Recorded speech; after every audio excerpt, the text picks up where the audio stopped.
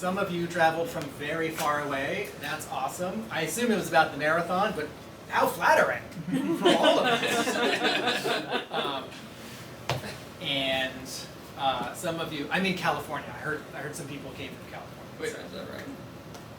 Wow. Did I hear? Am I just making that up? You're in California! There was Florida. Florida? Was that it? He had to leave. He didn't get a ticket. So. Hi everyone, welcome to Hub Comics. I'm Tim Finn, owner. Behind the register are Jesse and Kiki. I also am sometimes a comics editor. This is mine. And that's enough of that. Please come back in 2 weeks for Free Comic Book Day, which is always the first Saturday in May. If you can imagine all of these Absolute Comics pulled for the day and instead replaced by Free Comic Book Day comics that we'll be giving away. It's a fun time. That's all we're doing that day because that's plenty, so we don't also have a signing, and Godspeed to stores that also have a signing. Okay. Hayden Sherman is a prolific comics artist who you probably know from the monthly best-selling Absolute Wonder Woman, but also having just finished the year-long Batman Dark Patterns, which you're all getting a copy of right now. Hayden Sherman has drawn many other comics in the last 10 years, some of which we'll talk about right now. Some of which we thankfully won. Some of which I have a slide that brushed us over them. Thank you for coming to Hub Comics, and welcome Hayden Sherman.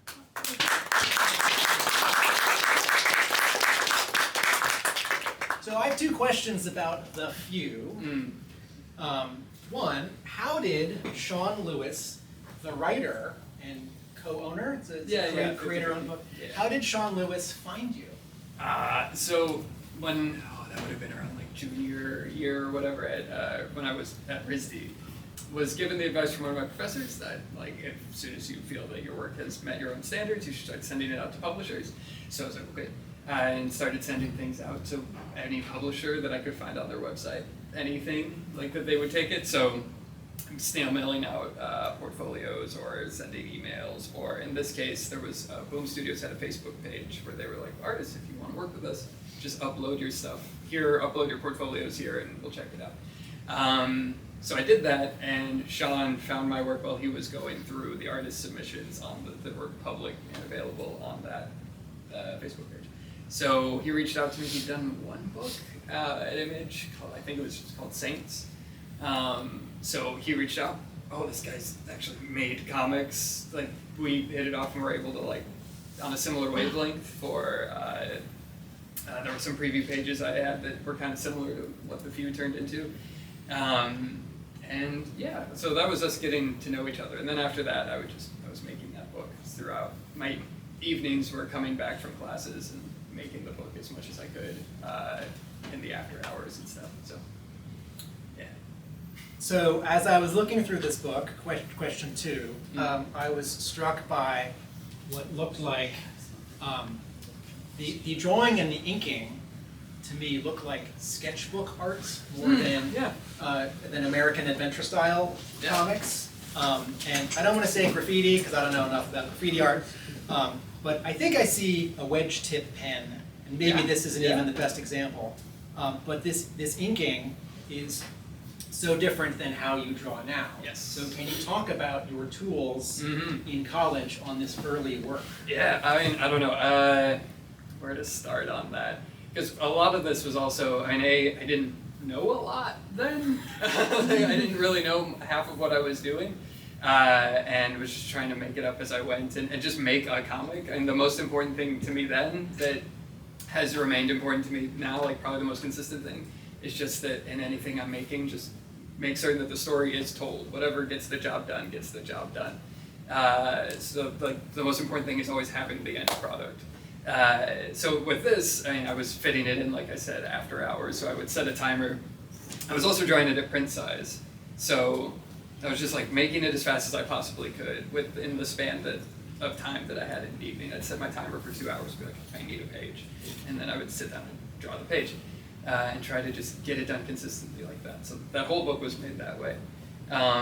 Over the years, though, I've learned so much where, like you were saying, there was a lot of like wedge tip stuff there, markers, pens, just anything I kind of had from like our school art supply store and things I could mesh together and get something that I thought looked interesting. Like I said, learning on the job in a big way. Was it someone's advice to draw it at actual size? No, it was me trying to save time mostly. Okay, because I've heard from, I read that some famous people have said, I drew this at size because I knew it would save time. It did save some time. And I think like it also taught me to lean into limitations. Where like I knew my ability was only so far, I could only do so much, I only had the technical ability to go so far, but I really, I forget if this was a Joe Kubert thing or something, just that like draftsmanship is an important quality in comics, but the most important quality is the storytelling, is your paneling, your page design, is all of that stuff, because that is the meat of what separates a comic from anything else. So I felt confident enough in that to move forward, and then was kind of just figuring everything else out as I went. So after that, I spent several years with a brush, specifically Korean Minho brush, is that right? Yeah, thank you, that she gave me, and it's my wife Hannah. Sorry. What was that word? A Korean what? Minhwa brush? Minhwa brush. So it allows for a very thin line to become very thick very instantly, and it was fun. I used it for about 3 or 4 years or something, working on a book called Wasted Space. Now we're going forward. Sorry. I can just stick to the materials. No. We should definitely go on tangents. If you want to talk about it, I can go to the next slide. You can tell. Well, I can just say over the course of that, like that was also drawn at page size, at print size for the first 2 volumes worth, so about 10 issues.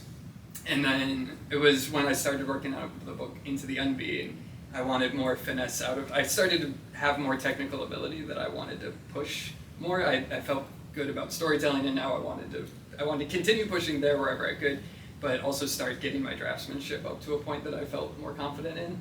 And part of that for me was becoming very fascinated with the work of Al Williamson and other Al Foster, like newspaper comic artists from early era newspaper comics. Folks want to buy some Prince Valiant. We got Hal Foster. Oh, I might actually pick one. I've been looking for one. We have 10. Great, I'll tell you, you'll have 9. Yeah, looking at that and the level of detail and just what they were able to get out of their work emotionally, and also just in sheer craftsmanship, has been such an inspiration for me these last 4 to 5 years now. So now I'm working much more with a nib. Now, instead of working print size, for a long time I was working 11 by 17, and now I work 20 by 15. I went up to the scale that those artists were working at because I loved the quality they got from it, and now I adore working at that scale. And so that was a long-winded way, but So your second major collaboration with Sean Lewis was another mini-series published at Image. Yes. And folks, if you want to buy the few or thumbs, I'm looking at some copies over there. And as I read this, I thought, oh cool, this is black and white with gray tones and this one color, this magenta, all over the whole book. And I realized, Sherman isn't just drawing and coloring, also lettering. yes. So I wanted to ask you about lettering, because when I think of American, I say this not as an insult, assembly line comics, the letterer is a separate step. And with some, like with many auteur cartoonists, writer-artist is also a letterer. It's autobiographical. If it's like art comics, that's lettered by the artist. This feels a little unusual, and so I wanted to ask, who taught you to letter? How did you learn to letter? What is your take on comic book lettering? Oh, that's interesting. I mean, the reason I lettered those early comics was because I couldn't afford a letterer. But it also, again, like trying to turn a limitation into a strength, like having to sit down and learn how to letter was very helpful for me now in the long term, where like, honestly, there's something very kind of meditative about like just formatting text and putting things together and like structuring your bubble and stuff like that. Going on Adobe Illustrator, and that was how I was doing it. None of it was done traditionally. It was all Adobe Illustrator, bubble this, copy paste, move that there. And I in the long term, right now, I'd say like the best thing coming out of having spent so much time lettering my own stuff is that now, like I can't think of drafting out a comic page without thinking about how that's all going to work and sit together and fit and move. So anytime I'm doing layouts, I have letter placement suggestions that I've mapped out, and if the letter wants to do something else with it, great, but this is how I know it can. I don't want to give them something that I don't think would even work to begin with. But yeah, I don't know, it was really fun to just, I don't know, actually sink my teeth into the lettering part of it, because until I was forced to do it for these books, it was something that I never thought would be part of my job, something that I would overlap with. I think 3 or 4 of the books that I've drawn, I've also lettered, and it's a huge part of comics. I have so much respect now for all of the next Sean book that I worked on with Sean was lettered by Hassan Otsman El How. That's in 2 slides. Ah, there we go. Yeah, Above Snakes. And I mean, like, he really unlocked for me just like the depth of sophistication you can get out of lettering, like, and the playfulness and how completely one-to-one it can be with the art as much a piece of it. And I can't even tap into the sort of stuff he was doing. If any of you are reading Harley and Ivy, Life in Cards right now, that's the same letterer. Yeah. Great letterer. Yes. Okay, so this book is all black and white with these gray tones and this magenta. And I realized pretty quickly that 2 interesting things are happening with all these gray tones. One, this is a close-up, they're not gray. They're all like lightly yellow or lightly green or lightly blue or lightly dark blue, even though sort of my brain is like gray, black and white and gray comics. But also they're made with these overlapping dot patterns that sort of vibrate, like I'm looking up close at an old cathode ray tube TV. And I thought, cool, I have to ask, why? So can you talk about this aesthetic? Yeah, okay, well, again, like the fact that it was monochromatic, similar with a few limitation, turned it into strength as much as possible. Like I knew I could make a monochrome image consistently over the course of, it was like 5 or 6 issues. So that was what pushed me in that direction. But then in as much as like going for that texture, that was something where the book is about technology that is overwhelmingly a part of our point of view character, Charlie Thumbs, of like, in his life, like these sort of like tech magnates are using children for like this weird warfare on a domestic level. Weird shit. It's a good book. I like to think. So I wanted, if I was going to do something that was limited and scaled back in tone, I want every book that I work on to have its own voice, its own sort of visual quality that hopefully furthers its identity. So for this, I wanted it to feel like a screen or something like that. I wanted it to have that like pixelated, weird, synthetic old CRT kind of feel to it. And I mean, weirdly, using sort of like old comic dot pattern, like actual like printing techniques to get that, and like scaling down the dot pattern. I'm trying to remember this because it's been so long. It is all done through like Photoshop, where you like set it through. Oh shoot! Whatever, you set it through a filter. You can screens. Turn any into you can make anything into screens. Yeah. You pick how big and how close. Yeah, if you make it small enough, then you get this weird kind of like dithering, jittering that feels sort of old tech to me. And I don't know, it added a little extra texture to the book than just flat grays. So I like that. Can you say this letterer's name, since I don't think I've pronounced it ever? I mean, I've always heard it in my head as Hassan Otsman El How, Okay. but I'm not 100% Oh, sure. I thought you 2 hung out and I mean, traded. we keep in touch, shorts. but we still have yet to meet in person. So Comics! yeah. All right, so your 3rd major collaboration with Sean Lewis was this miniseries, this Western, published by Image. And now it's full color, Yeah. and you are coloring this, Yep. drawing and coloring. And I was struck by how the color palette reminds me of European comics and not American comics. So that's just a prompt. Did I guess right? Yes, very right. No, you're super on this. This is great. I'm really happy. So can you talk about the color Oh yeah, in yeah. this series? And it was around that time also that, so I'm always drawing 2 books at once. I've been doing that since I was in school. With this one, like at the same time that I was making this was also Wasted Space, which we mentioned earlier. And so like, let's see here, as I'm going through that journey of like working on that book, working on the books that I'd done with Sean and elsewhere, I had gained more of an interest in the art of Philippe Drouillet. I hope I'm pronouncing that one right. Sergio Topi. Again, names you read and never say. And so many of these other European comic artists, I think, like, are still at cutting edge, and the work that they were doing, a lot of like the bulk of that school of artistry was in like the mid 70s, early 80s, like heavy metal. 2000 AD is so like built in that aesthetic and things like that, at least to my mind.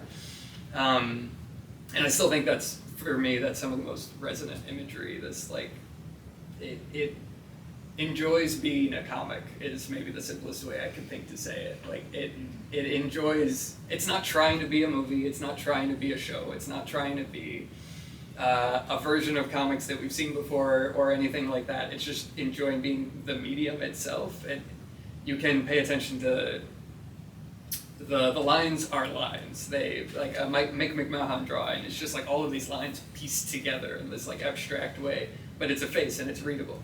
And then that goes to color as well for me, the sort of hypersaturation of it at times. And I don't know, I find it playful, and now by this point I was starting to gain confidence in actually coloring a whole book in a way that I felt I could continue to do consistently, and so I was pushing in that direction. Major difference between these European comics in the 70s and 80s, their color, and American comics is that most American comics coloring was still as terrible as it had been in the 30s. Right? The cheapest color, the lowest resolution, printing on the worst paper. And a handful of colorists did good work, and a couple did great work, despite the limitations. But the sort of retro look we like about old comics is because they were cheap and disposable. And in Europe, it's full process, and someone's painting the color underneath a copy of the line art, and then it's photographed. Cool. I'm sorry, we don't have Above Snakes. There are so many books in Hayden Sherman's repertoire. I just missed some. Stocking up for tonight. There's so much work that this is the slide that jumps us ahead several years to some more recent work, just to show you and to shame me. There's so much that we don't have in stock, and there is no question here. This is just like, folks, I have forgotten more graphic novels that Hayden Sherman has drawn than some artists have drawn.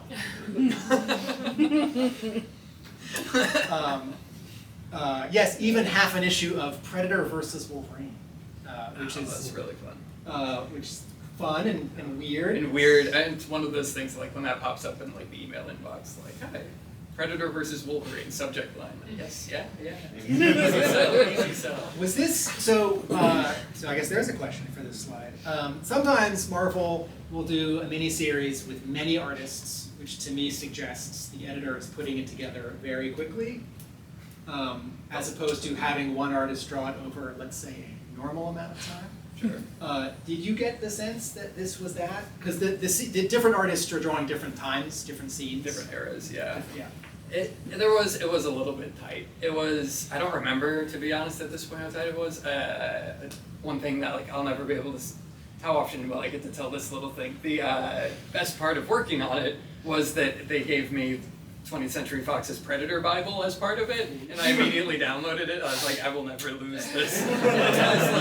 It's hundreds and hundreds of pages long, and it's got every single Predator that's ever existed in anything, including my favorite, I think it was like Lava Predator, which was an action figure from like the late 80s, early 90s. Like, yes, like, and he's in the Bible. Anyways, but yeah, it was a fairly quick turnaround. But I'm really happy they gave me Weapon X era. If I could have hand-picked any, that would have been it. So thankfully it came to the door. You drew these two mini-series with Scott Snyder. who right now is known for writing DC's best-selling book, Absolute Batman.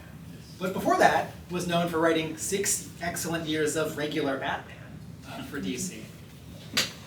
And Dark Spaces Wildfire is a crime comic, believe it or not. It takes place during the Arroyo fire. And Dark Spaces Dungeon is horror. So I wanted to ask, since the stuff, much of what you've been doing up until then was sci-fi or dystopian sci-fi. Wildfire is grounded. Yeah. So can you talk about working with Scott Snyder? Can you talk about his scripting style, or how you two approach these thematically related but separate books? Yeah. Let's see where to start on that, because I mean, like you said, 6 years worth of Batman before with the New 52 era and everything. Like when I was in high school, I was reading that, and I was like, I didn't have a comic shop near enough to me to where I could get to it weekly as it was releasing, but I would get it whenever there was a collected edition out. Go keep up with that run. It was the first thing I'd like truly followed through as close as I could with its release, with the trades and all. Anyways, when this came around, I started talking with IDW. They wanted to start putting together an originals line and things like that. And every once in a while when you're talking with an editor, they might ask you, like, people you'd like to work with and stuff. And I remember having the thought in the back of my head before I went into that meeting, like it'd be fun to say Scott Snyder. And that's not, like, like, straight up, it's like, that's not gonna ever. And then he brought it to me, he didn't ask me that question at all. He was just like, so, we've got this thing with Scott Snyder. So, oh, okay. Because you might assume he's not going to work at IDW because he's doing high-profile stuff. At that point he was really starting to like delve more into creator-owned. At that point it felt like, I mean, with Absolute Batman being his like real return to DC and like that grand scale that he's so good at. So with this, like, yeah, I mean, he had this idea for the Dark Spaces line, which he was helping kind of manage there with IDW, and with Wildfire and Dungeon being more more grounded, street level type things, if that's the right word for it. And it was really great. I mean, Scott is genuinely one of the most collaborative people that I've met in the comic space. He has a similar writing process actually as Sean, where the point that Sean and I got to while we were working was Sean would send me like 6 pages worth of just like, this happens, that happens, that happens, and I break the whole thing down. Vaguely Marvel style, kind of. Per issue. Yeah. So 6 things per issue, not 6 things per page? Or, oh, no, 6 yeah. things per page. Well, no, so it would be like 6 pages, or maybe like 4 pages. 4 pages of just like paragraphs of things that happen in the course of the issue, and then I would kind of break that into pages and panels as I wanted. So I was used to working that way on those books, and the way that Scott and I got into working. I think we started with slightly fuller script, and then we realized like we would talk before each issue, and we're on similar enough wavelength that we started working that way as well, more loose, more open, more back and forth in it and everything. And I mean, thankfully, the two of us just enjoyed working together so much that when he was joining up with Absolute and everything and starting to make that all happen, he invited me into the fold with Wonder Woman, which was very nice. Yeah.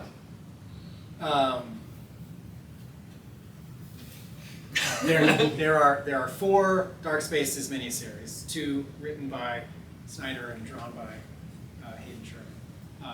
The other 2 are by other people, and then there's a book coming late, and all 4 of them are available as soft covers, and there's a bigger book coming later this year with all 4 together. Oh, I didn't know that. With a very good cover price, considering that you're getting all 4. Sounds good. Okay, so Into the Unbeing, 6 issues and 6 more issues, and 5 issues. 4 and 4. 4 and 4, I think. And some of you know because you've read it. And your first collaboration with Kelly Thompson? Or no, that's Zach Thompson, different Thompson. Oh! No, I know. When I started working with both of them at the same time, I was like secret siblings, but Right. Okay, my question here was, so this is horror with a layer of sci-fi, and when I think of horror in comics, I think a lot of shadows and certain kinds of character types. but there's something else going on, and maybe like a lot of red ink. And there are other things happening here. So I wanted to ask you about your approach to drawing horror in comics, and if there are things that you're thinking of or trying out, or because it's sort of horror and some sci-fi. Yeah. What are you bringing here? I think that's interesting because this probably was the first it was being made close to the same time as Dungeon, so I was thinking a lot more about horror at that point to start with. And I think for me, I think there's within comics, like if you're going to play to the strength of comics, that comics is a still image. So horror within a film or TV or what have you, an image can be shocking and then go away. And part of the shock of it, not just in a jump scare, but in like, you could be slowly panning in on something slowly reveals itself and then it's gone.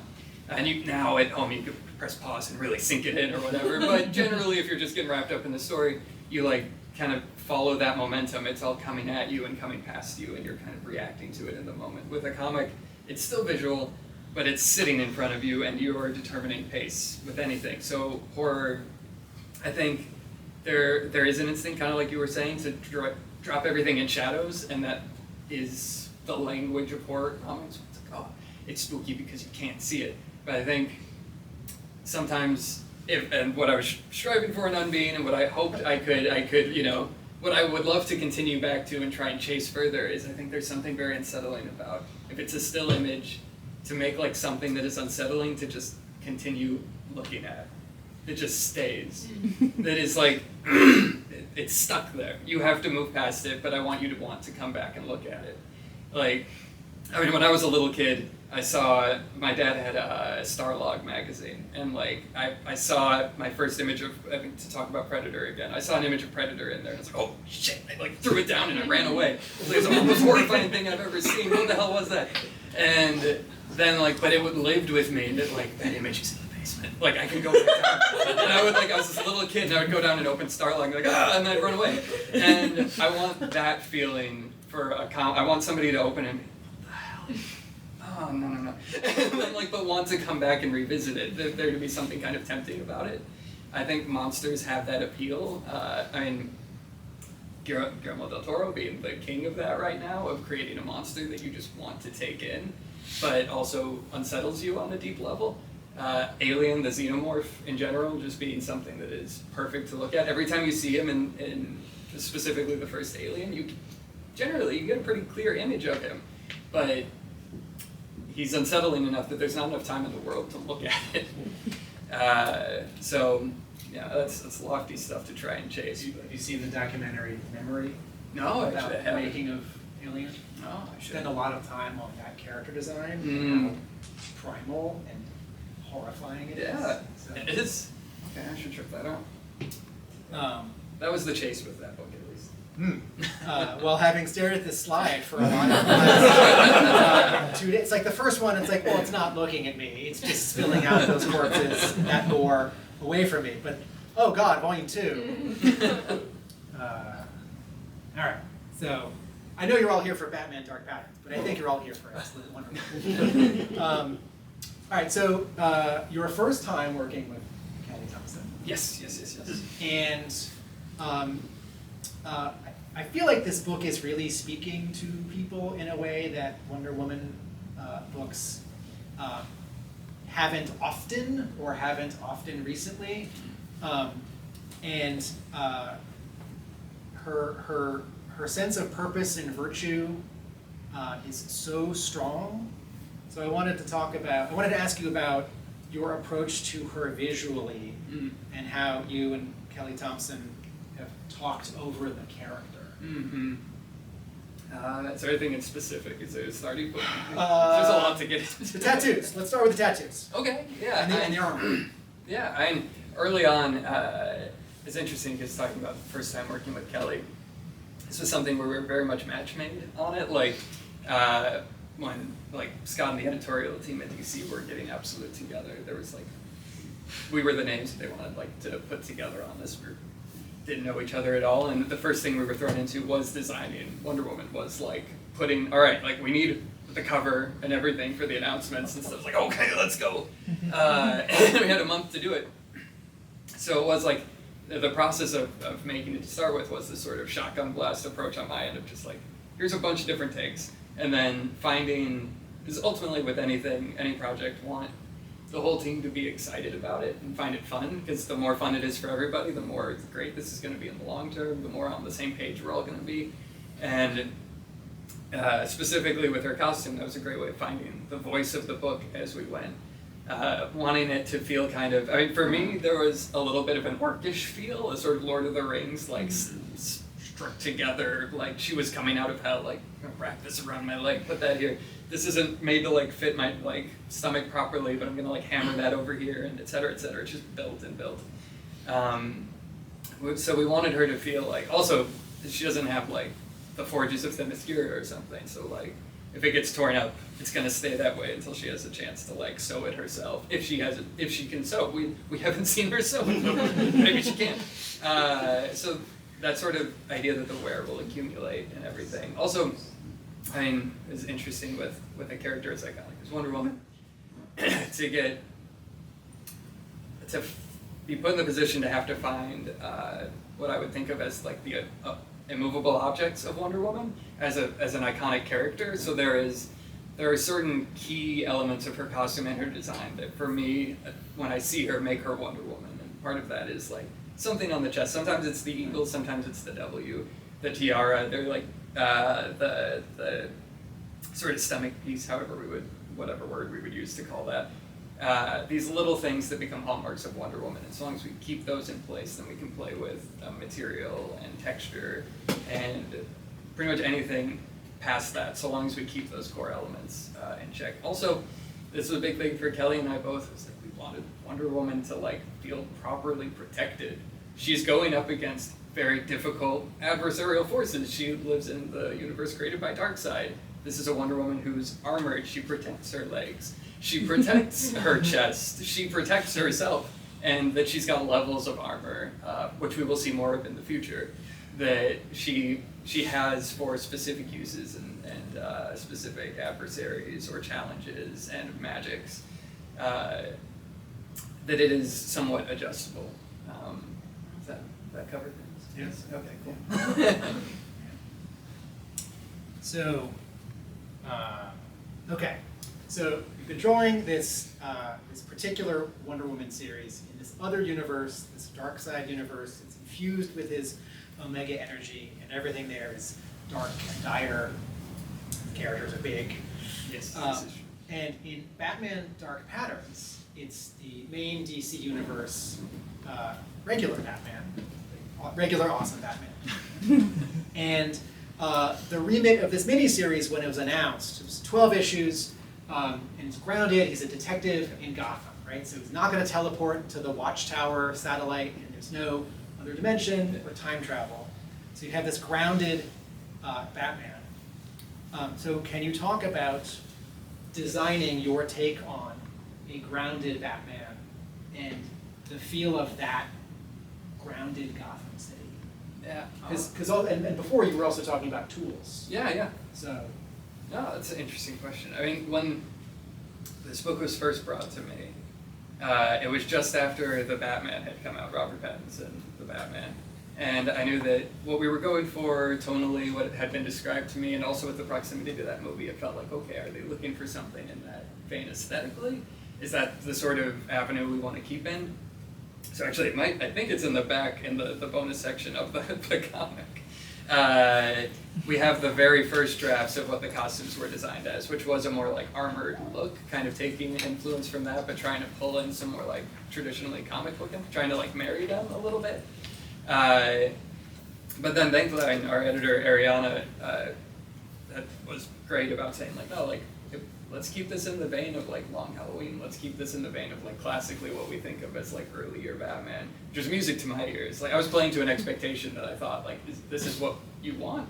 And then once they did that, it totally freaked me out to be like, yes, it is grounded and it's gritty and it's street, but also this is Batman. He is a heightened gothic sense of things. So like a lot of the DNA is already built in from the get-go. Like he is I don't have to worry too much with him about like, how does this work? How does his chest breathe? Like, yes, we say it's got Kevlar there, but it shows his chest indentation. So there's this like, even on the cover, the cover for issue 1, which I mean, it's the trade cover. He's pulling the shirt down over him. Like, it's just a shirt.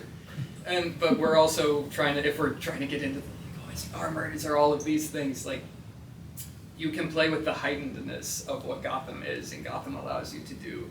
And a lot of that is informed in the character design and in the like 80 plus years of history that the character has. So not denying any of that and just accepting it as part of the DNA that makes street level Batman what he is, or just Batman in general what he is, I think was one of the main joys of making that. Like, we got to set it in a sort of neo-noir Gotham that is very 1940s inspired. Again, kind of tracking with those influences of, I mean, for me, it's Batman the Animated Series, Long Halloween, and Tim Burton Batman. Like, they set it within this timeless Gotham, and that was something that I wanted to go back to in our Batman book. Not have it be, like, we're constantly updating things as time goes on, but these Batman books stay timeless. So why not just keep the book in its own sort of time space is kind of how I wanted to play it with this. Like, that's just what Gotham looks like. They have cars from the 40s. I think about how in the 90s animated series, there were these, all the TVs, all the broadcasts are in black and white. Yeah. But they also have like laser discs or Yes. CDs. Yes. And, Yeah. And then these other combinations of retro and modern and futuristic. Yeah, that was something that like we had a point where I feel like our first cell phone we see is maybe in issue 2, and we had this moment where it's like, they have cell phones? We're like, yeah, they got like if they have if there's tech we need for the story, if it makes sense and it's something that like we have around us and things, then like they're going to have it here. But there's so many eras of cell phones. But no, they've got your standard Samsung, But at the same time, like you were saying with the animated series, they have these black and white TVs and everything, and then you show up to the Batcave and it's got all this with the discs and everything. They're playing in this space that's very flexible, and I think is part of the fun of what Batman is. So just kind of embracing that as part of the character was part of the joy of it. I don't have a question here. I just want to remind everyone, because Hayden Sherman has drawn so many projects.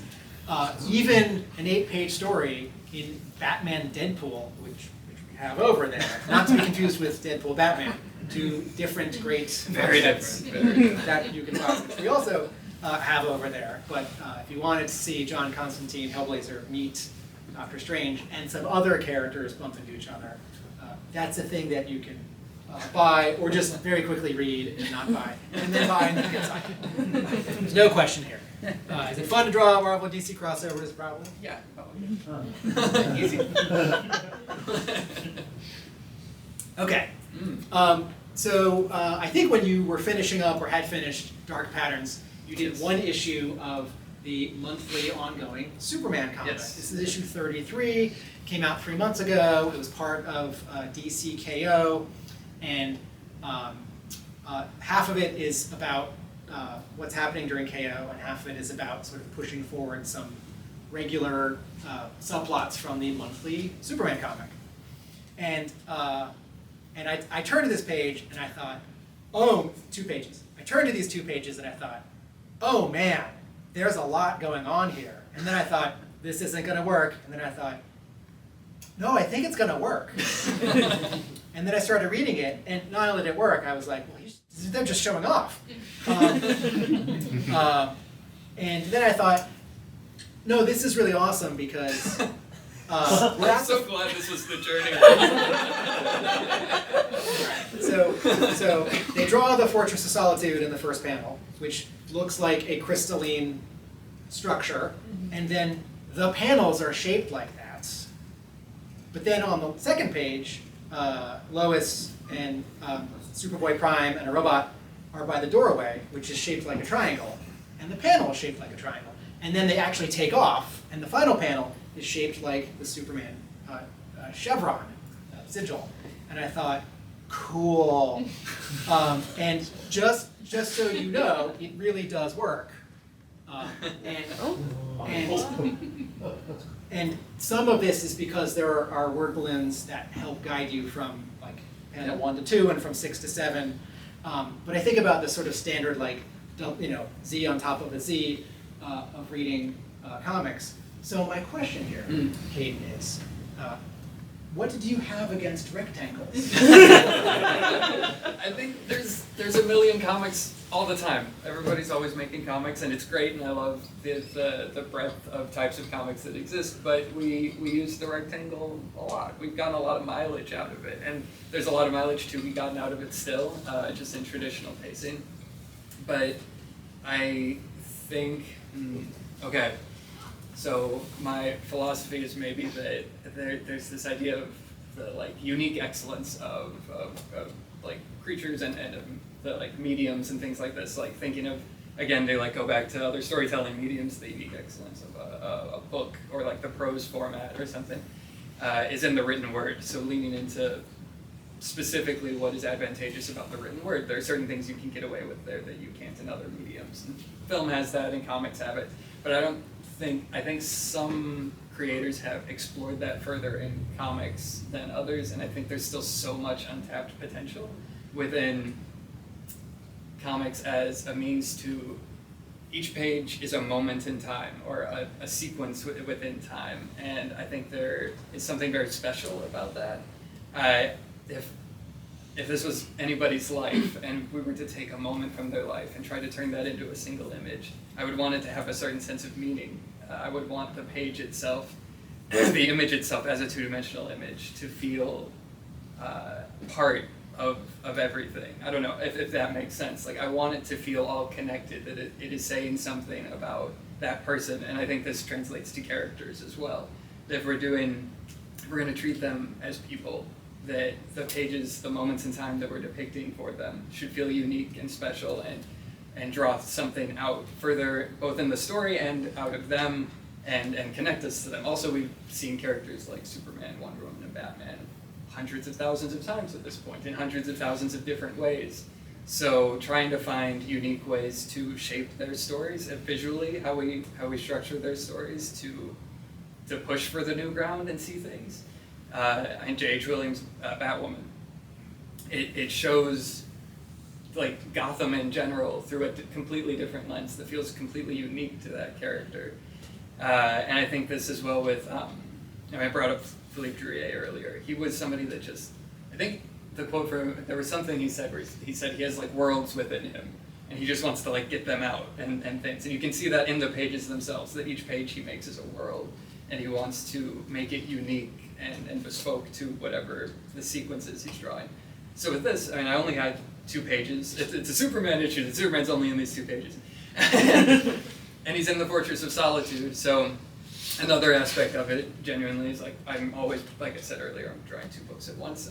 Part of keeping myself engaged is to challenge myself, to try and give myself something that, like, if I get hooked on an idea, a shape or something that could exist in a page, and trying to find a way to make it work, try to like fight it into making it work.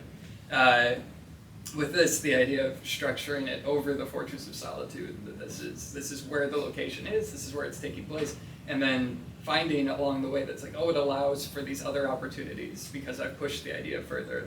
Those last 2 panels allow it to like kind of naturally form in there, and it also informs the panel composition interior. I probably wouldn't have chosen a triangle doorway for that second to last panel if it hadn't so well lined up with that, and things like that. But it's. I just want to point out, this is 2 pages of characters talking.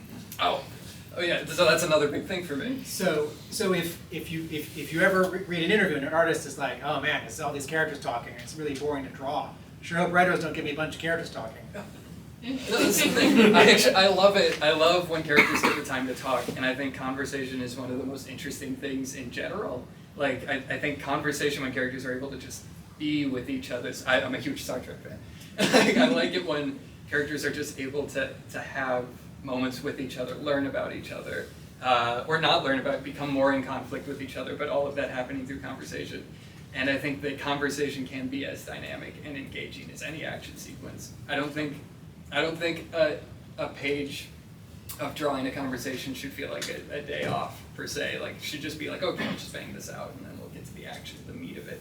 Like, the action and that meat is only, it's only meat if everything else is serving it, and then we're building up to action in a way that's cathartic and fulfilling to the conversation, to the way these characters understand each other. So I love it when, also action, I feel like my paneling becomes more simple and dialed back, generally speaking, in an action sequence. Because I find Mike Parobeck, to my mind, being the master of this. And to, as far as I'm the concerned, comic, Batman comic based on the 90s animated series. yeah, some of the best Batman animated series stuff is in that comic, and he drew it. And there's one issue in particular, I can never remember the issue number, but he's chasing a red book. The whole thing is just him chasing, it's like issue 6 or 9, it's early in the run.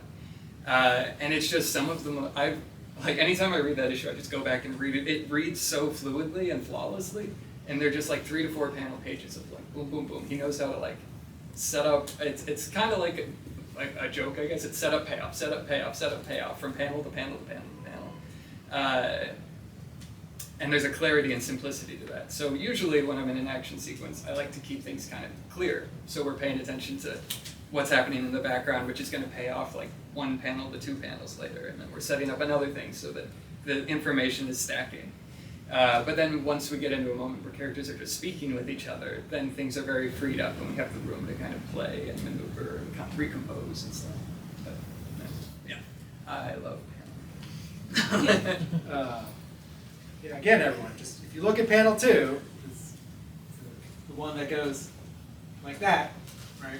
And they're all at an angle because it's not a film, it's a comic, but the finger quotes camera, right, is like at a Dutch angle, so they're all leaning, so they all sort of breathe in the panel. But then look at this bottom left one where Superboy says, "I for one welcome our robot overlords." This is the window that we are seeing these two characters. It's like, what's the essential? We need to see his expression, his hand, and then just enough of the other guy's expression to see that he's listening. And Hayden has cropped and composed it just so that it's not boring and it fits, and it's crazy lattice work on. And you've read these comics. You're seeing this stuff all over in like Absolute Wonder Woman and other places. No, I get it. Can you talk about monsters destroying cities? Ooh, yeah. What about them? Can you talk about any particular thrill of drawing this project? So, Godzilla vs. America is a series of one-shots published by IDW. Godzilla vs. Los Angeles, Godzilla vs. Boston. There's been a couple others, and the editors have picked writers and artists who live in or did live in or near those cities, so they're affiliated, and you live basically in Boston. Yeah. So can you talk about drawing a Godzilla comic? I mean, this was one of those like bucket list kind of like chase things that I wanted to get my hands on, a Godzilla thing of some sort. Okay. In fact, actually, after the Dark Spaces books and before Absolute, in that middle period before anything there was happening, one of the projects I was talking to Scott about doing was a Godzilla thing. Like he and I, because he's also a huge Godzilla fan.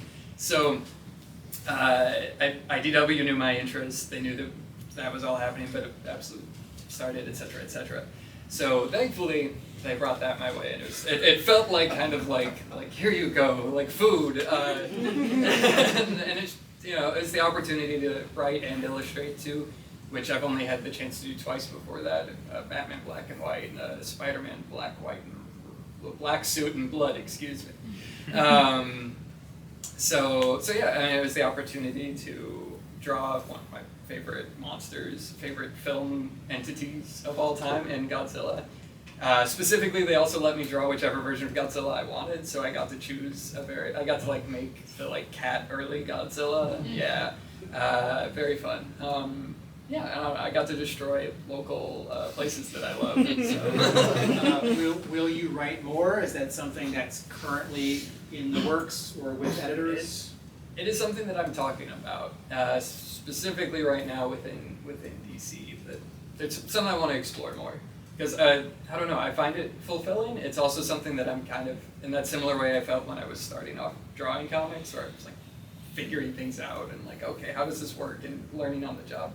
anytime I've gotten the opportunity to write for comics, I'm also kind of like up against like, what the hell am I doing? Thankfully, I know how to like, I feel good about knowing how to pace things out and what feels good for a page turn or a payoff and things like that. So visually, I feel good there. Writing dialogue is interesting to make feel natural. But I don't know, it's similar to drawing. I just kind of got to like jump into it more. Kind of interesting. This next question starts with a gag, but then it becomes a real question. So, I'm a big fan of Skybound's Energon Universe, Void Rivals, G.I. Joe, Transformers. Me too. When are you going to do more than just these 2 covers? You're going to be behind all these well-known, iconic DC superheroes and draw the comics that I read first when I bring a pile home. But seriously, what's next? What's next in What general? are you working on now that you can tell us about? This is so annoying because I'm working on 2 other things. I'm not leaving Wonder Woman. Wonder Woman, I'm on for the long haul. That would be an over my dead body kind of thing at this point. But the other 2 things, there is a Batman thing, but it's a very different Batman thing. Right now it's a short thing, and I can't say anything more than that.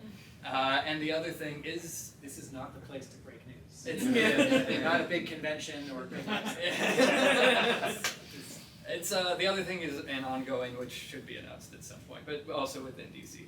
But yeah, Transformers though, I was talking with Skybound a while ago because I would love to do more Transformers specifically. I love what Daniel Warren Johnson and Jorge Corona like brought to that as a.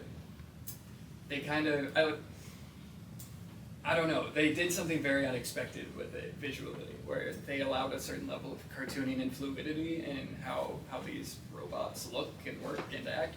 And I think it would be fun to like go in there and play with that and this vein that they've kind of carved out. But I'm very much in the DC of it all. So you told a few people earlier today that you just finished what issue of Absolute Wonder Woman? 20. This morning? Yeah, I mean, Today? like 2 p.m. Yeah. And the sort of serious, terrible, but joke question is, it's like, well, you draw 7 days a week, so of course you were drawing before you came here. I was surprised to learn, Hayden, that you don't draw 7 days a week. Yeah. Do you keep a regular schedule? Yes. And what is that? Yeah, I mean, for me, it'll get thrown out of whack as life demands. If something needs time, then something needs time. But generally speaking, 5 days a week. I've recently changed my schedule. For the longest time, I was 2 pages a day, 2 pages of penciled and inked every day. That That is highly, if you're new to reading comics, that's highly unusual. That's wonderful. Please continue. So I switched it up recently in order to give myself a little bit more time off within my actual work day, so that now I'm penciling 4 pages on my penciling days. I've dedicated penciling days, so that's 4 pages. And then my inking days are 3 pages. And I'm usually done by about 6:30 or 7. So start by 8, keep it going, hour off for lunch, get done by roughly 7. And now a later day would go until something like 9 or something. Whereas it used to be that on average a day would go to 9 or 10, and a late one would be till midnight. So yeah, I like keeping things strict. I have to. This is a job that is, especially in ongoing series and things like that, you have to show up every day. Like, even if you're not feeling it, you have to be able to sit down and just make it. And even if you don't like what you have at the end of the day, like, remember that you can come back to it later. Like, this isn't done. Like, this isn't something that, like, as soon as I put a line down, I'm stuck with that line forever. Like, I can put down a line, hate it, and keep moving. Draw another part. Yeah, just keep going, keep going, keep going. And even if I don't quite have that part unlocked just yet, like, I've got the span of weeks or however long to work on an issue. Like, I can come back to that in the evening and be like, oh, I understand what I was trying to get there now. So, kind of accepting that there will be A days and B days, but trying to still power through the B days, make it, treat it like a job, show up, put in the hours, make it work, happen. And then come back and turn anything that I feel like could use the time, feels like B work, into A work as much as I can. That's the hope. And then weekends become bleed time if a project needs extra, or I got a script and it's like, this one's 4 pages longer than usual. Okay. Or you're going to a convention and you'll lose a few days. Yeah, that as well, which is why I don't get out to too many conventions. Yeah. So fortunate for us local Boston area comic book fans. I think everyone has. Do we want to do questions for? We have time for 3 questions. 3 questions. So on the topic of your panel, is J.H. Williams, because I noticed that like when I was looking through like Absolute Wonder Woman, it reminded me a lot of like Batwoman, LAP, like you mentioned. But also like how do you choose to like do a circle instead of like just like a trapezoid, or like something like in like your Absolute or the DCKO issue where like the etrigan, like the punching and everything. How do you choose to like do those boxes specifically in that mode? I think so. I've heard somebody call like that to use, like there are other comic artists that do similar things as well, but to use like J.H. Williams as an example, I've heard some people call that like decorative paneling, which I always find kind of productive. I'd like to think of it as reactive. I think you're trying to react to the script, you're trying to react to the moment, or even just your own response to it. And that's a lot of what I think comic artists from the 70s and like the European comics industry specific, like we were talking about earlier, I think they were very reactive to the moment of whatever it was they were telling, whatever story it was they were telling. So that's always the goal, is that like, I mean, especially within Wonder Woman, I want there to be more like organic, swooping, sort of elegant shapes. I think they're kind of part of her feel and her character, specifically in the book. In contrast, where we have Wonder Woman and it might be more circular and swooping and organic, but then we cut to Veronica Cale and it's triangles as much as possible. She's angular, it's sharp, it's hard, and these things hopefully bump up against each other in a way where you know when you're with Diane and you know when you're with her, and the page is telling you something about that. Hopefully not so much that it like gets in the way, but like can continue to inform the experience. And then it's just fun to be playful. I don't know. Question 2. Yeah, so first of all, thank you, Hayden, and thank you for you and your wife for spending time with us together. I appreciate it. Oh, thank you. But as I'm sure everyone here, Scott has said that you guys probably get asked every day, you know, what Absolute series is next, or what do you guys want to see? Sure. But so Scott said he would like to see Constantine, and a lot of people were super, pumped for that. Is there anything that you personally, that obviously DC's not in the works of doing right now, that you would like to see? Like me personally, I would love to see like a horror action Blue Beetle. Oh, like an absolute. Yeah. Oh, that's interesting. I don't know. I haven't given this enough thought. I feel like I'm always so like feeling fortunate to have the toys I do. I don't think about the ones I don't. And it doesn't have to be like something that you specifically have to work on. I mean, I would love to do it, but like if you have like maybe somebody in mind that you'd be like, I'd love to see him do something like this.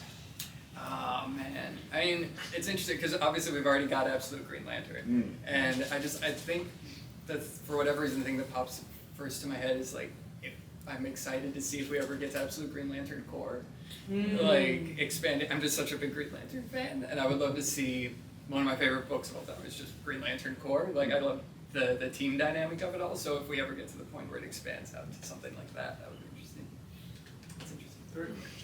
Yeah. I have a question about the tools that you use, because you mentioned you use Photoshop. You mentioned some of the pens that you use. Oh, yeah.